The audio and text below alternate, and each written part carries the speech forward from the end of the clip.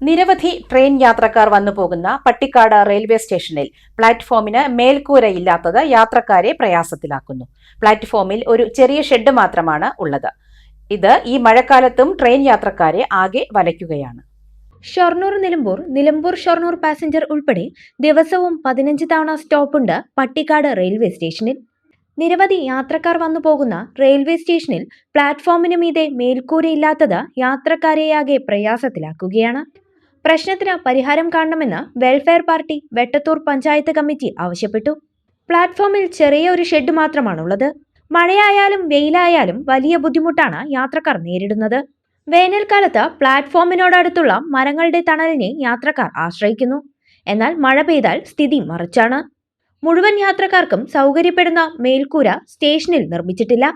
നേരത്തെ സ്റ്റേഷനിൽ വെയിറ്റിംഗ് ഷെൽട്ടറുകൾ നിർമ്മിക്കാൻ റെയിൽവേ തീരുമാനമെടുത്തിരുന്നു. എന്നാൽ ഷെൽട്ടർ നിർമ്മാണം നീണ്ടുപോവുകയാണ്. പ്ലാറ്റ്ഫോം നീളം കൂട്ടി നിർമ്മിച്ചിട്ടുണ്ട്. പ്ലാറ്റ്ഫോമുകളുടെ നീളത്തിനനുസരിച്ച് മേൽക്കൂര അത്യാവശ്യമാണ്. മേൽക്കൂരയില്ലാത്തതിനാൽ യാത്രക്കാർ മഴ നനഞ്ഞ് ട്രെയിൻ കയറേണ്ട അവസ്ഥയാണുള്ളത്. ഇത് സ്ത്രീകളും കുട്ടികളും വയോധികരും ഉൾപ്പെടെയുള്ള ട്രെയിൻ കയറുന്നവരും ട്രെയിനിൽ വരുന്നവരുമായ യാത്രക്കാരെ ബാധിക്കുകയാണ്. സ്റ്റേഷനിൽ മേൽക്കൂരയും കൂടുതൽ ഷെഡുകളും നിർമ്മിക്കാൻ അധികൃതർ അടിയന്തര നടപടി സ്വീകരിക്കണമെന്ന് welfare party Vettathur panchayat committee ഭാരവാഹികൾ ആവശ്യപ്പെട്ടു.